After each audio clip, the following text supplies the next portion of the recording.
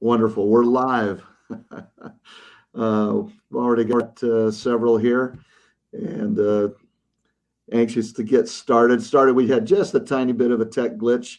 We'll say that is not a harbinger of things to come. Nick and I have had good connections. We've had good connections for 10 years. Nick. Time now. Before we introduce the webinar today, I just want to highlight a couple of things that are around the corner webinar-wise. In September, we will have a marvelous guest, Julie Boucher, with her book, The Journey Blueprint. And I generally make it a habit to read every book that every guest has before we do the interview. And I am so attracted to this book, and it's going to be a great webinar. September 25th at noon.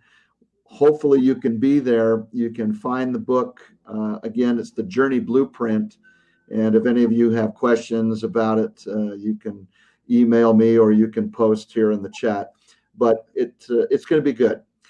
In the month of October, we are 99% sure we're going to have our first female student with us to do the webinar. We don't have the date, whether it's the first or the last or second to last Wednesday, but likely in October.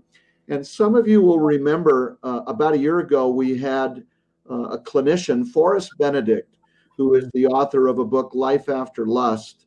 Forrest and I have been communicating just back and forth, sharing ideas, and I had a marvelous email from him about 4 weeks ago, and he was describing a bit of a challenge he had in his own recovery and how he sort of resolved it through journaling. And I just remember he had in black, bold, capital letters, the solution to my problem was to write. He's going to talk to us about the value of journaling and writing about our recovery experiences and how that can help us and accelerate us on our path to freedom. That's what's come in. That'll be probably November, possibly as late as December, but should be some good ones just around the corner. But today, as we talk about good webinars, we're going to talk about a great one. Nick, we've known each other a long time. We started together on our former program that is now owned by Fortify. But you have just a great story, and you have given me so many happy, elevated, enlightened moments in my own journey. So appreciate you being willing to come today and share your story and talk about a topic that I already see a couple of comments. I'm going to quickly scroll down there. I feel like this could be an important topic. What an understatement, the art of self-love. Will you take a minute, tell us a little bit about yourself, where you've been in life, where you are today? So where have I been? Pretty much all over the place. Very briefly, I grew up in New York City. I went to Korea as a Peace Corps volunteer and discovered that I could have a career as a U.S. diplomat. And I did have a career as a U.S. diplomat. I worked mostly in Asia, Korea for a long time, on and off, I should say, but cumulatively about 10 years. And in Southeast Asia. Anyway, we had what I call a no-fault divorce. I could see after the end of the Cold War, yes, I know that dates me. I could see that after the end of the Cold War, things were changing in ways I didn't agree with. So the time came to split about 20 years ago, and I left the U.S. Foreign Service. It was a great job. Great thing to do. Any of you out there who are thinking about careers, think about diplomacy. It's a real important job. It's not well funded these days, but it's never been well funded. Beyond that, after I left, I got engaged more or less full time in promoting nonviolent solutions to conflict within communities and conflict on the national and international scale. So I'm very proud to say I helped create an organization that is going to celebrate its 19th birthday. Wow. Pretty soon, and still going strong and expanding and growing, and has saved literally thousands of lives. I had to leave that actually because of my porn addiction, which is where I'll go next. I should say I'm married, 2 grown kids, 6 grandkids. I'm waiting for my 70th birthday. It's about 8 months away. And I live in the Pacific Northwest now with my wife of going on 45 years. She weathered the storm of addiction with me. And the story is very simple. Even though I knew I was going to be changing careers, and actually I went to a therapist for a couple of years to prepare for the transition, and then took every class that was available to me through the U.S. government on transition. The fact is, that transition sparked a lot of things that came up. And then one of my sons, my wife, I came home from work one day and my wife said, well, could you talk to him? I looked in the history and he's been looking at porn sites. And I talked to my son and he never did again. Unfortunately, after talking to him, I was curious about what was so attractive. Well, I found out. And 10 years later, when, again, my wife, who had caught me several times, said, this is not you. She said, this is not who you are. And I thought, yeah, she's right. This is not who I am. At the same time, one of our sons and his wife called to say, you're going to be grandparents and it's a girl. And I thought, I don't want to be this guy when I have a teenage granddaughter. Admittedly, that was far off. She wasn't even born yet. But that thought was one of the first thoughts that came to me. Not, oh, wow, isn't that wonderful to become a grandparent at my youthful age. Anyway, so I started working on recovery, and like a lot of people, I went to a couple of different places before I found Candeo, which is where I met Vinny and where I recovered and he recovered. And that's where I started leading groups and coaching. And then when Fortify bought Candeo, we were asked to come over. That's kind of my brief history. In terms of, my addiction, I want to read a quote, and it's from Dr. Lisa Firestone, who is actually was a group member who told me to go to her site and read some of her things. And this is the quote: "The most important battle you will fight is the one going on inside you. The real you versus your critical inner voice." And for me, the biggest battle I think I had to fight and the biggest victory I won in recovery was exactly that, was overcoming the inner critical voice. We all carry around a load of shame. You may say, no, I don't feel ashamed, I feel guilty. But you feel ashamed. And not only do you feel ashamed because of your own awareness at some level that you don't want to be doing this is wrong from all sorts of levels, but we carry that shame that's put on us by others. And it's maybe for some of us, it's personal. You might reveal to someone, a therapist, a very close friend, I'm struggling with porn. And they'll say things like, well, I don't have any problem with that. Why are you having a problem? That's shaming talk. Or a therapist is more likely going to say, well, that's perfectly normal. And yet it isn't. That's shaming talk.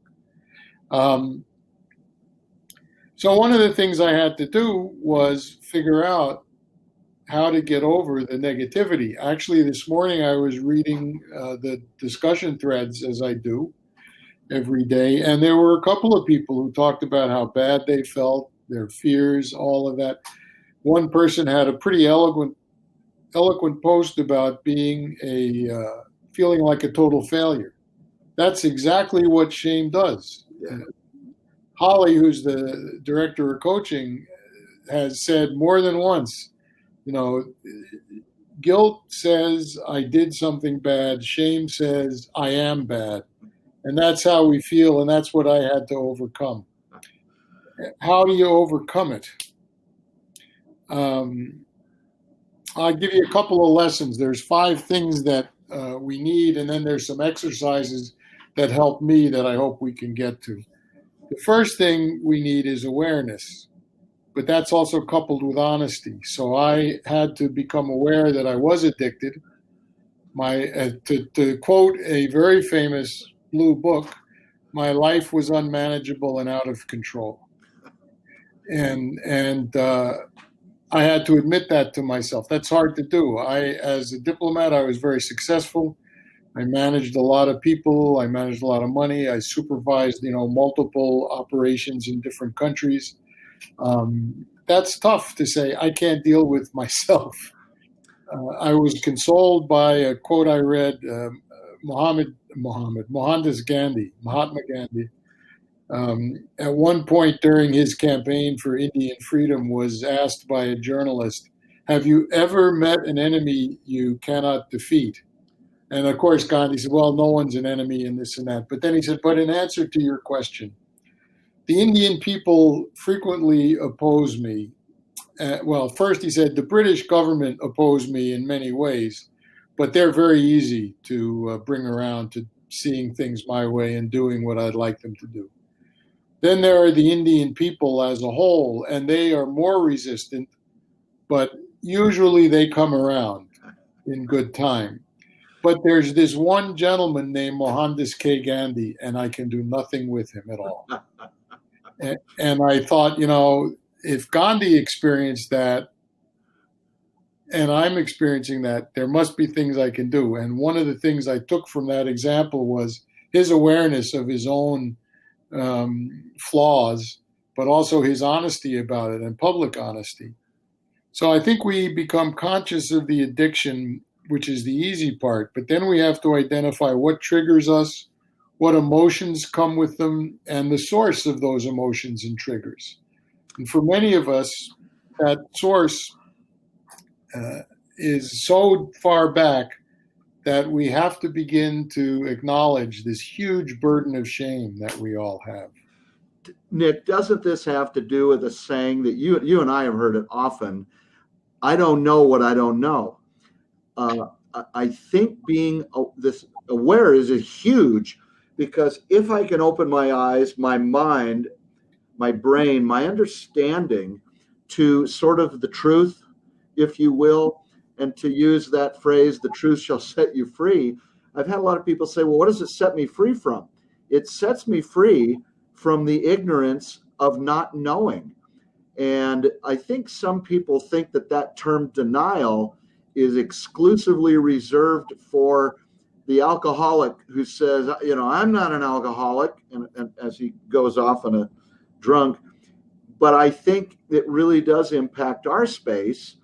I don't have a porn problem. I only look 5 times a day. We see this denial, and I came up with when you and I were talking recently, I shared with you a new acronym that I think fits what you're talking about on being aware of shame. And that is, I've got to live and be good. GOOD. I got to get out of denial. If I can get out of it and see, wait a minute, I really do struggle with shame. I thought it was guilt, but man, it's shame. Big first step, or big step anywhere in the recovery process, preferably early on. Because what I think about the idea of shame. I spent 30 years, Nick, and I know you spent a lot of years. I know who I am. I'm a piece of garbage. And it may be the biggest lie. Some clinicians actually say it's the single biggest lie, because it comes from what you referred to as that inner critic. I got to stop the lie and find the truth that I'm not a piece of garbage. I'm a human being with issues. Completely different emotional reaction. One, I'm just about ready to kill myself, and the other, I can work with that. I'm working on issues as are 7 billion other people on this planet. So I just want to, I love you bringing up awareness. If we don't know who we are, we don't know who we can become. That sounds new agey and trite, but it's true. But I think I have to always add that awareness has to be totally honest, and that can be difficult. It took me a long time to accept the fact, that I was carrying a lot of shame, but also to acknowledge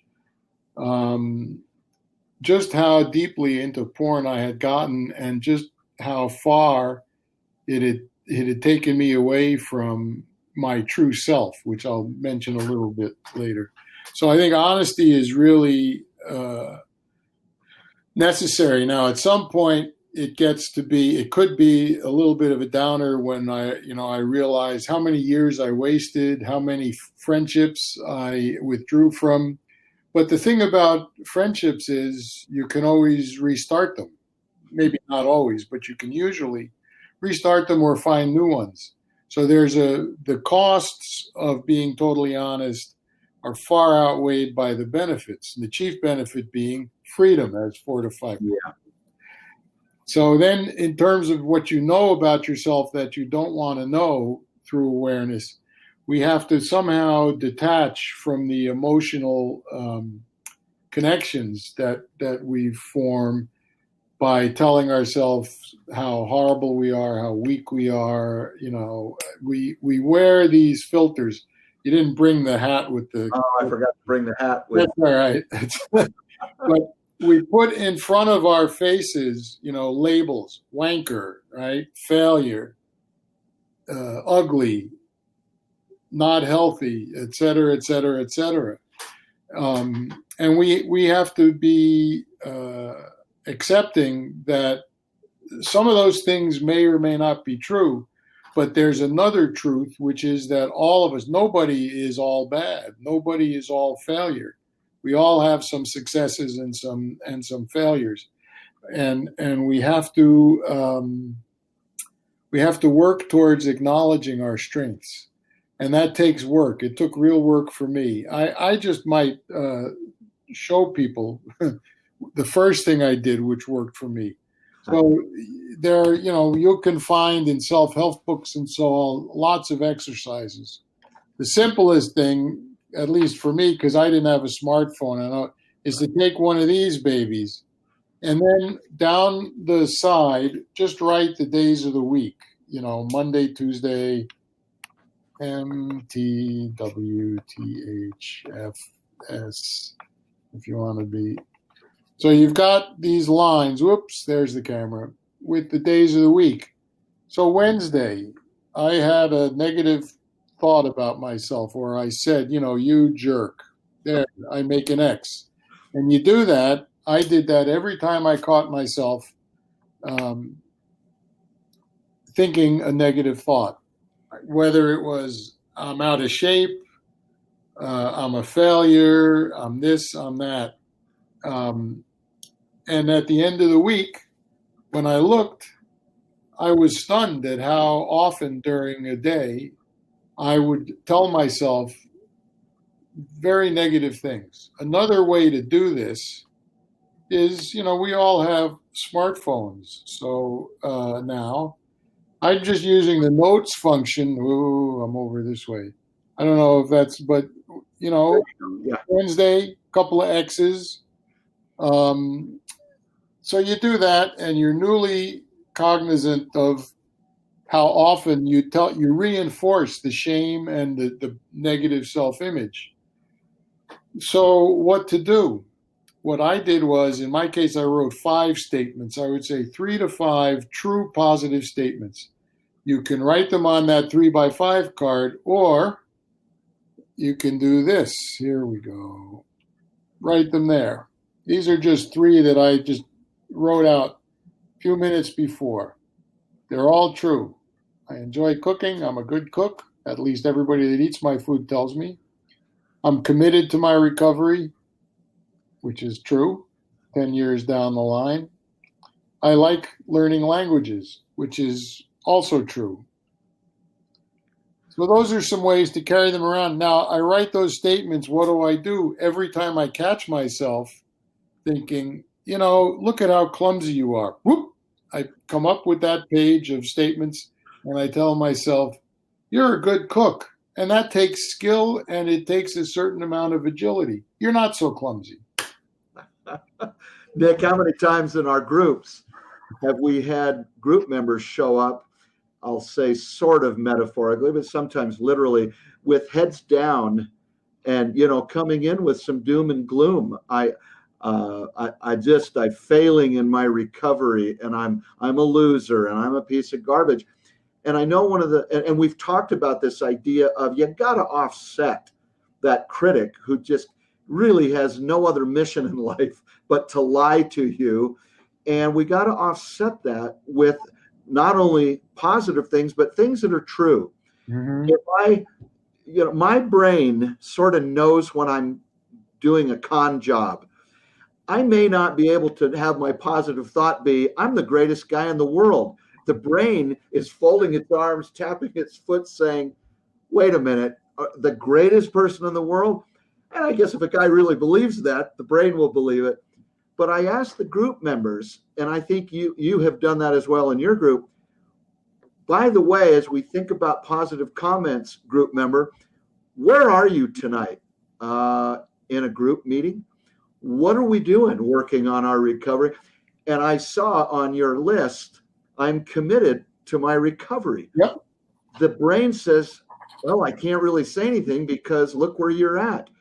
And I see the small percentage, I haven't ever done a study, but if you imagine the population of the world, then imagine how many are struggling with porn, then imagine how many really don't care about working on it, and then those that do care, and then how many then are actually doing something about it by, working with their coach, being part of Fortify or some other platform, or participating in a group. I just have a new positive statement. I'm committed to recovery. I'm serious about recovery. It's not that I may have slips along the way. It's if I have slips on the way, I'm still committed to my recovery because I keep showing up. I keep standing up and getting up. And to me, that's what I saw on my negative X's and some of those things you had written. Where am I today? Well, we got 50 to 100 guys that are listening to the webinar. There's one, I'm a participant in recovery. There you go. There's a positive statement. Anyway, gets me going. Well, it's exactly what people have to understand. The positive statement doesn't have to be, I'm going to be elected to the Senate or I'm going to write the great American novel. I like cooking. And people think I'm good at it. Yeah. That's a positive statement.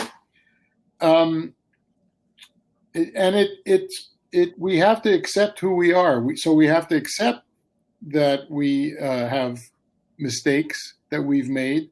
We have to accept that we will make more mistakes. You mentioned slips and setbacks, and we have to accept that, as Holly has said many times in chats and on her webinar, they're a part of recovery. Yeah. We just have to come to that. The final thing I think we have to do is we have to live in the present.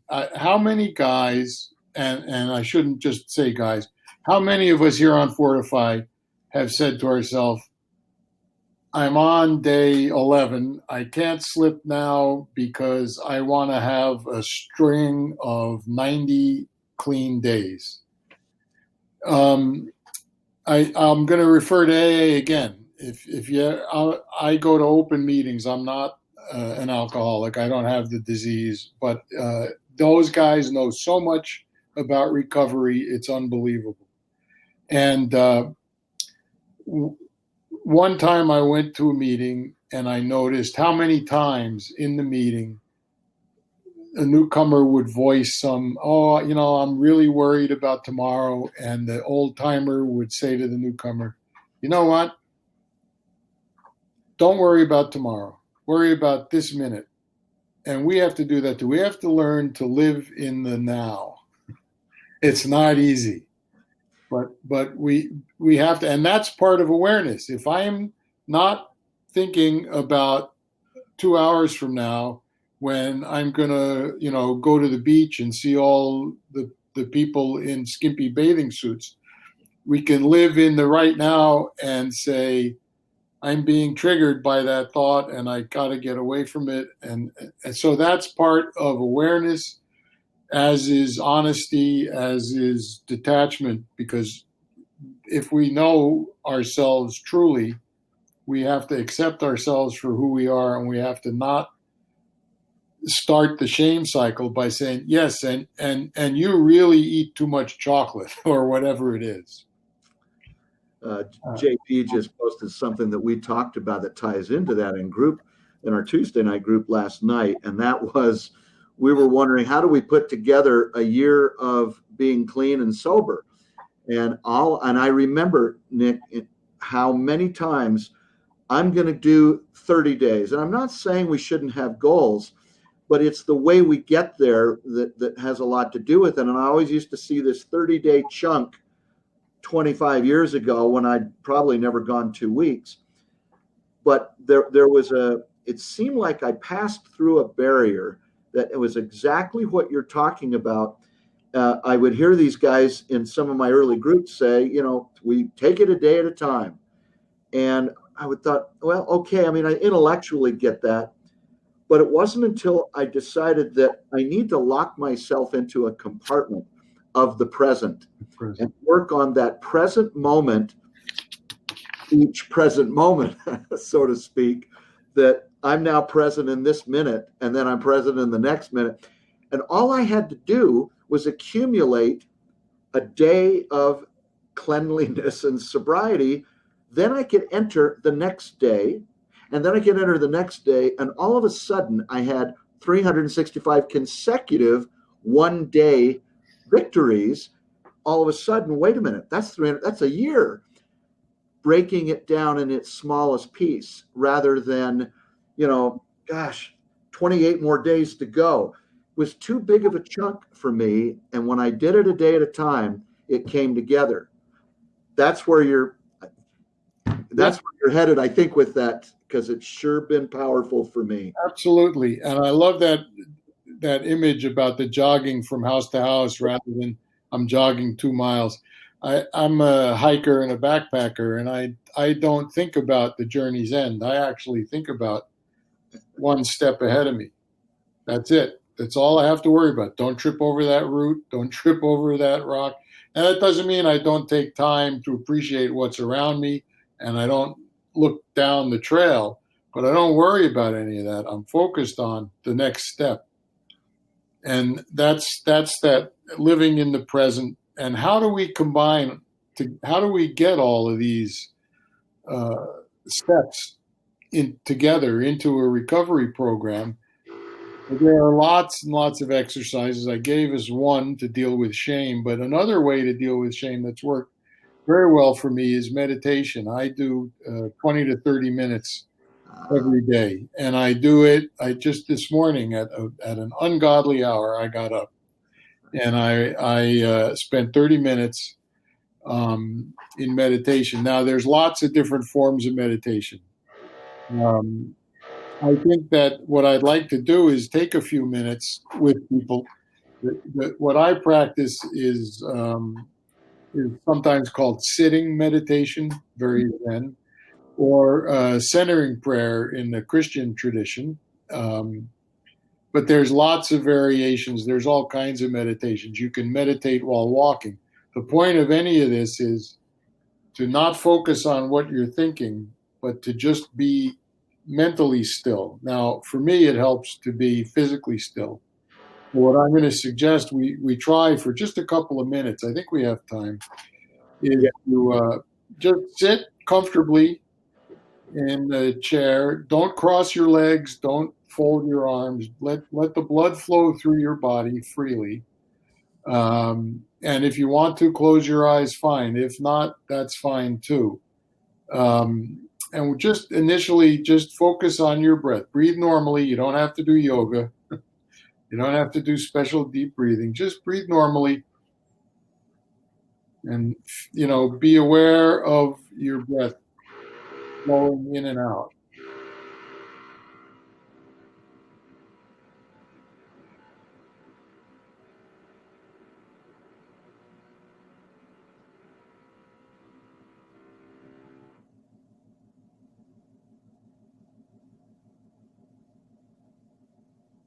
So we're about a minute in, and maybe a thought or two crossed your mind.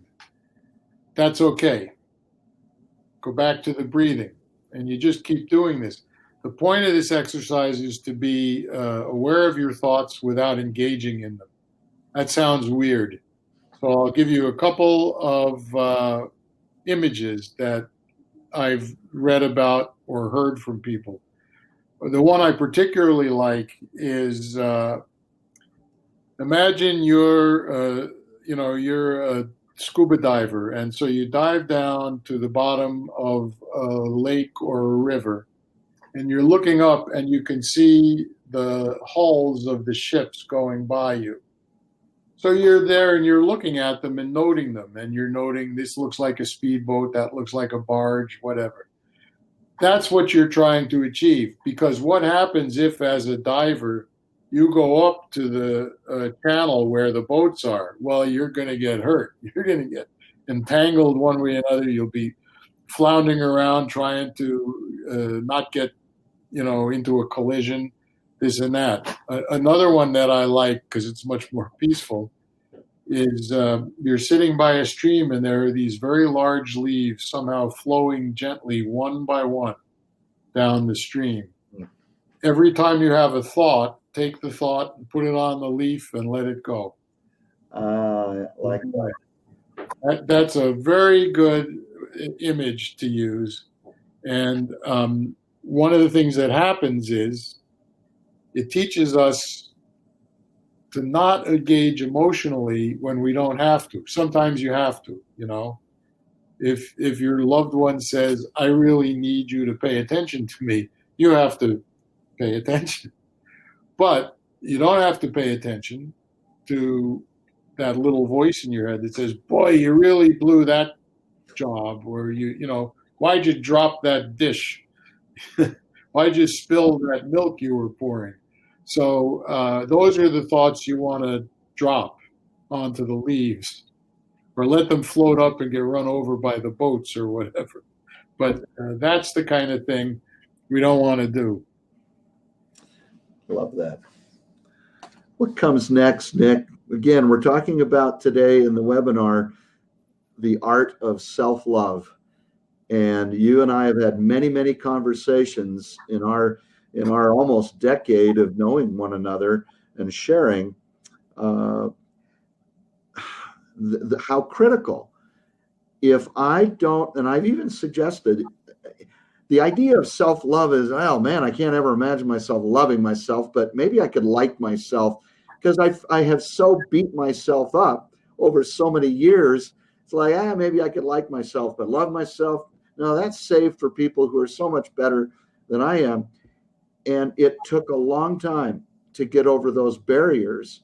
But if I can't learn to like/love myself, long-term recovery is going to be elusive for me. It's like I have a responsibility to love myself, but so hard to think about even doing that. So don't think about loving yourself. Okay. Think about your strengths. Think about your positive attributes. Think about your healthy passions, and you will eventually find that you do at least like yourself, if not love yourself.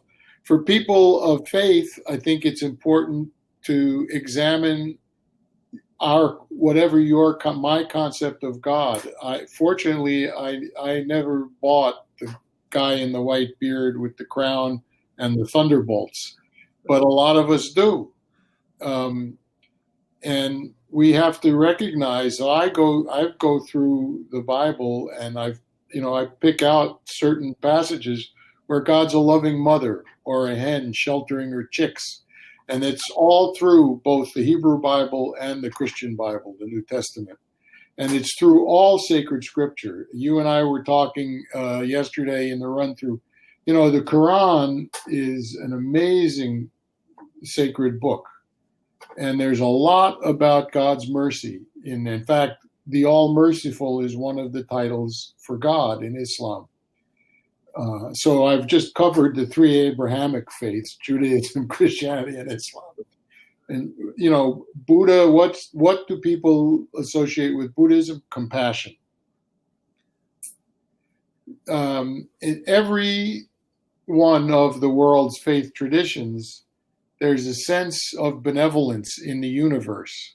And if we can make ourselves believe that, and it takes effort sometimes to make yourself believe that. I had a spiritual advisor once say to me, you know how a mother looks at her newborn baby, how tenderly, how much, that's how you should be looking. You should realize that's how God looks at you. And I said to him, you know, my problem is my mother was not engaged with me in that way. Maybe when I was an infant, but I wasn't conscious of it. And I can now because I worked on that. And that's what we have to do, work on it. How do you work on it? Do the things I've already mentioned. And there's some other things we can do. And maybe we'll get to a couple of them. But I think we have to recognize, just like we don't start recovery with a goal of being clean for a full year. We start with right now. We don't start with, I love myself so much, I'm so wonderful. But we start with being easy on ourselves. We start with countering that critical voice. And just like in a friendship or any other relationship you might initiate or someone might initiate with you, over time you get to know yourself better as you would get to know that other person better. And over time you come to appreciate yourself more. And you come to appreciate that other person, just as you come to appreciate that other person more. And that's where we've got to go. Now, that's not the only thing you need for recovery, but I found that to be a big obstacle for myself. And I think from what I read and from my coaching and from the groups I've been involved with, that for many of us, it's a real problem. We don't like who we are. And one reason we don't is we keep telling ourselves we're a failure. Yeah. We can't do anything. We can't even kick this habit. This is a hard thing to kick, folks. Newsflash. None of you have ever thought that, right? It's like climbing Mount Everest without oxygen. And it takes time. It takes practice. It takes conditioning. And a big part of that is, I think, learning to love ourselves. And that may take a very long time. Nick, can I ask you a question? Yes. And I don't want to derail you or throw you off, but you brought up sometimes when the speakers talk, a picture jumps in my head. And I was seeing the picture of what I call Little Vinny. I think I've shown it before in maybe another webinar, but you were touching on what I would call the sort of the self-parenting, this, you got to be kind, and what would we say to that little child? And you and I have both done, I suspect, a significant amount of work on what some refer to as the inner child, and this idea of being compassionate, merciful, and loving to self. And I keep that picture at home, in my home office, and I look at it all the time. And it helps remind me that even though it's actually when I was about 6 years old, but I say that to who I am now. Mm-hmm. So there's a communication to self.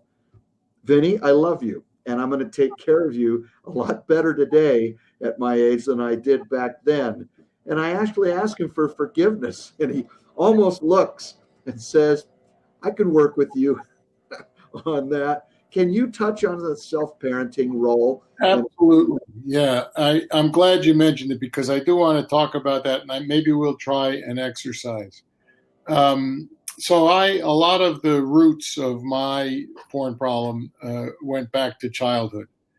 I'm not going to go into detail, but and involve my mother among others.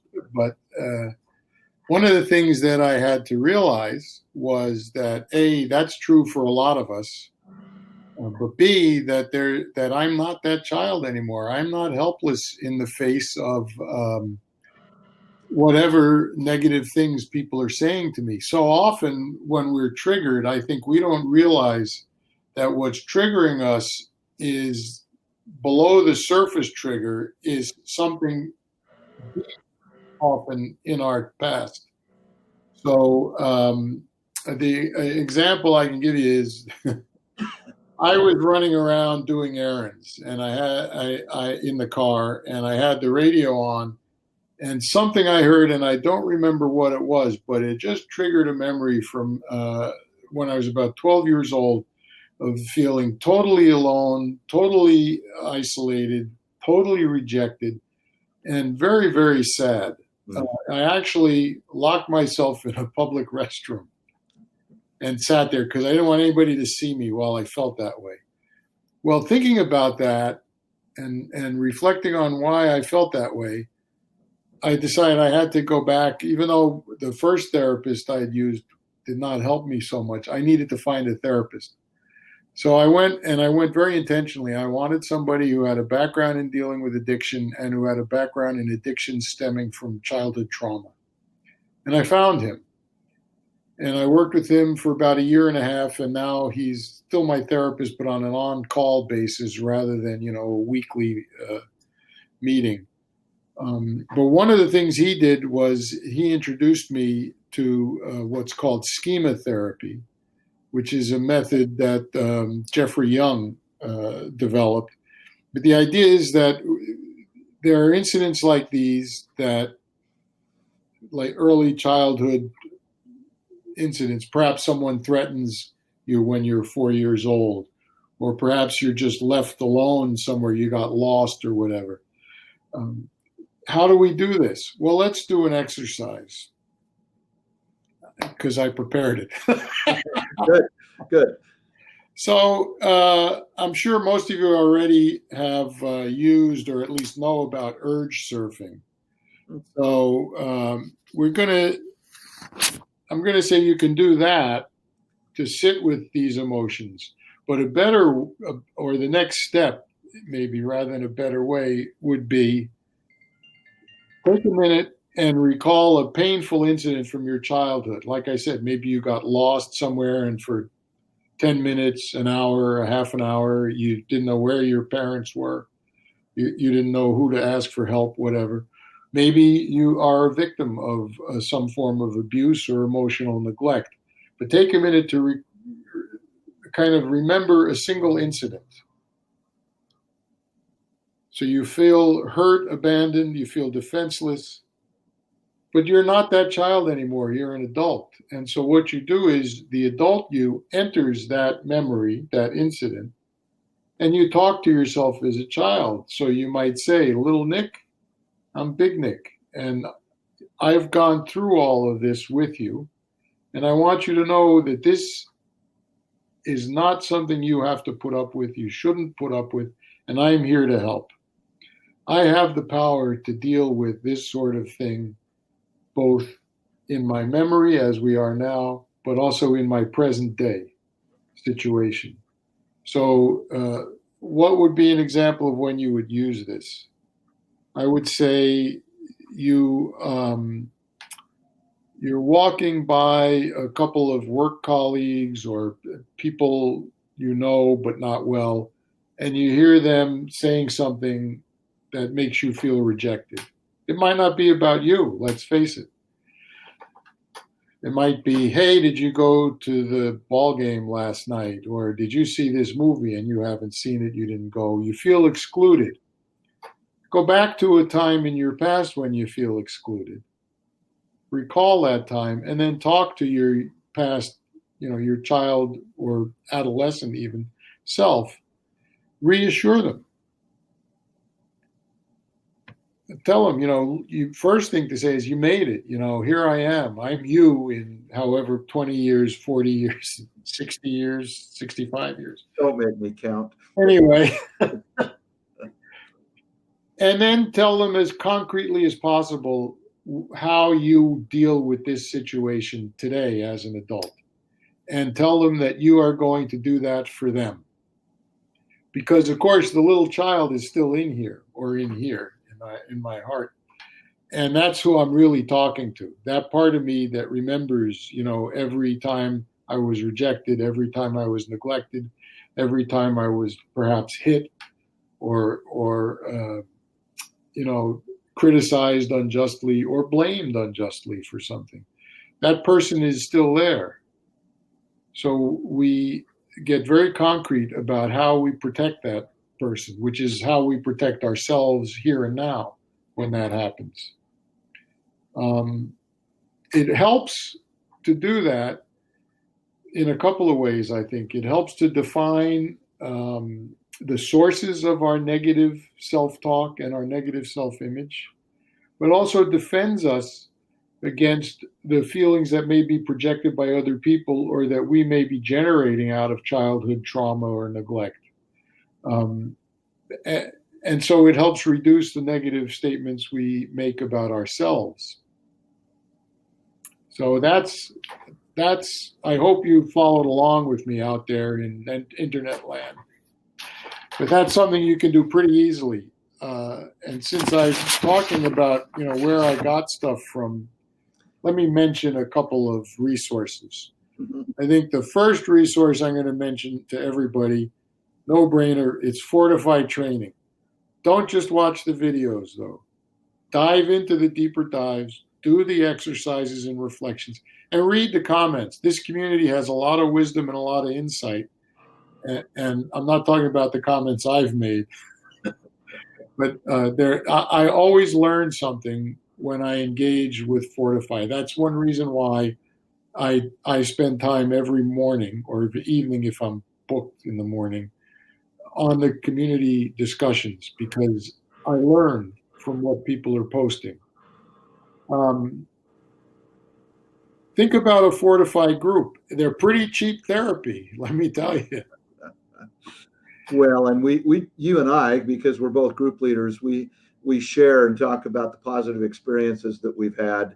And I mean, really, week after week after week, they have been so elevating, uplifting, instructive, with meat on the bones that I can use in my own journey.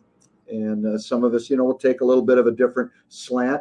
We are not all round pegs fitting in round holes, but there's so much good stuff in the coaching and the groups. Nick, we got a few more minutes. I just didn't know if you had any final drum roll, or because what you have said really speaks to me, and I mean that. I remember when I was getting my master's degree in mental health counseling, one of the things that stood out to me was learning that most of my beliefs were developed between age 2 and 4. And I thought, wait a minute, I can't even remember 2 to 4. And if that's true, then part of, and I know that some of the beliefs that came out of there were, I'm bad, something's wrong with me, et cetera, et cetera, et cetera. And then I do have these conversations with that little guy, and they're important, and they've proven over the last decade to be very important. I had found being clean, and I'll say somewhat being sober, years earlier, but really finding a deeper depth of sobriety and what we'll call freedom still took some more work. And a lot of that work was this self-parenting, inner child work, all to the end of, you know what, I'm okay. You know what, I like myself. You know what, I actually love who I am. Now, that's all been a bit of an evolution over time and passing a series of mileposts. But when people either in the community or in groups hear me say, if we knew how great recovery was, we would put our I used to say track shoes. I'm going to start saying my hiking boots, and, and going as fast as I can to get there. That's what the there feels like, is this movement from I hate myself to I love myself. Yeah. Nick, right or wrong, happy people don't stick needles in their arms. Absolutely. When I like or love myself, my moods are always sort of above the okay, so level. I may not be euphoric, uh, but I'm doing good. It's much I'm much less prone to acting out when I love myself. If that's true, I have a responsibility to love myself, because it places me in the arena of moods and feelings that pretty much are the antidote. Because if I feel good about myself, I'm not medicating from the old perceived pain of I'm a piece of garbage. If I'm not a piece of garbage and I love myself, why am I medicating? Most people aren't, that I have spoken with over the last 20 years. So again, it's why I feel your topic is so critical of developing and polishing the art of self-love. It's very important, and I'll give you another reason to do it. Yeah. People in internet land. The one reason to do it is the more comfortable you are living in your own skin, the more attractive you are to other people. Not only that, the more secure you are. And for those of you who are single and wondering whether it's how to make a friend or how to find, a date, the more you love yourself, the more able you are to take the first move and to do it in a way that's sensitive and compassionate and not being a jerk. It really changed my life as I began to do all of these things that we've talked about. First of all, and those of us who are watching who are married will agree, it improved my marriage because I was better able to hear my wife. My defenses started to go down. Sound familiar? As soon as my wife would call my name when I was using, I was defensive. And now she calls my name, and I'm thinking, what can I do for this woman? Well, so there's that, and that doesn't just work in a committed relationship. That works with everybody. Yeah, even total strangers. And I'm not going to tell the story, Vinny. Vinny, I will tell it quickly. We have about 5 minutes.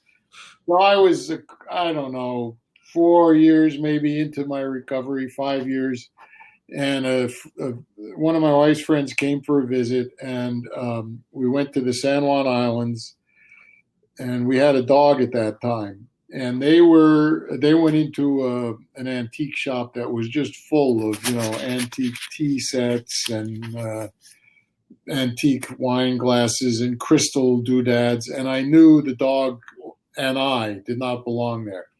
So I walked the dog further down the street where there's a little park on the water, and sat down, and the dog was happy to roam around, sniffing, chasing seagulls. Well, another guy came and sat down, and we fell into a conversation. My wife, when she and her friend came out of the antique store and saw me, said in private, I was shocked. You've never talked to a stranger before.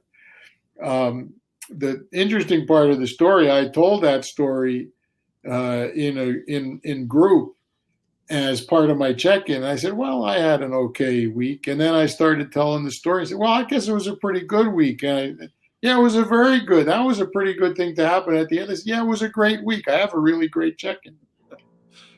So think about that kind of experience. If you're missing connection, start with yourself, connect to yourself, love yourself, and you will find that life changes.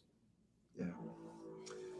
Nick, I can't tell you how appreciative we are. It's not an easy thing to put ourselves out on Front Street, even if, even within the program, a lot of hesitation about, if they see me, they'll know who I.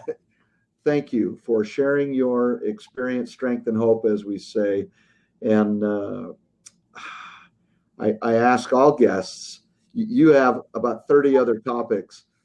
We'd like to have you back next year, and I hope you'll still feel comfortable doing that.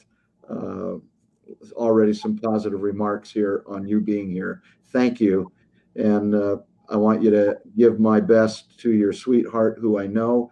Nick, you have an amazing wife, and we'll look forward. And by the way, if guys, Nick, when are your groups? You do it. So I do. I have two groups currently on Sundays at 4. Although I think we may move that back to 5. I have a group for Catholics because that's my faith tradition, and it is Catholic, but it's also a group. And then on Mondays at 5, that's Pacific time. So let me go back. Sundays at 5 p.m. Mountain Time, Mondays at 6 p.m. Mountain Time, and the Monday group is actually the longest running group I have because it was a group I had at Candeo and moved over to Fortify. And there's actually still one member of the Monday group from Candeo in the group. So you have room in both of those groups at the present time. It looks that way. Yeah. Thank you again. Quick reminder again for those that joined after we made the first announcement, and that is September webinar will be The Journey Blueprint, a terrific book. Julie Boucher is going to talk a little bit about our own journey, and it fits like a glove. And it's very freeing to read this story about what our journeys look like as we move towards finding freedom from problematic porn use and other unwanted sexual behaviors. September 25th at noon. We think in October we've got a firm commitment from our first female student, and we really look forward to having her. I'm going to hold back on her screen name until we are 100% certain that she's scheduled, but it looks like we'll have that in October. And then lastly, Forrest Benedict will be either November, just before Thanksgiving in the U.S., or just before Christmas. And he's going to be talking about how writing accelerates recovery. We've had him before. He's the author of Life After Lust, and a terrific clinician who has also battled his own addiction. So we've got some good ones coming up.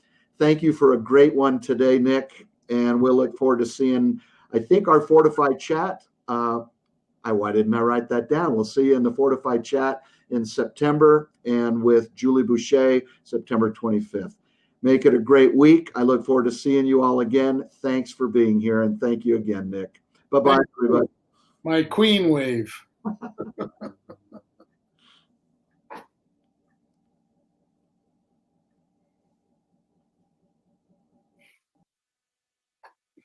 Okay.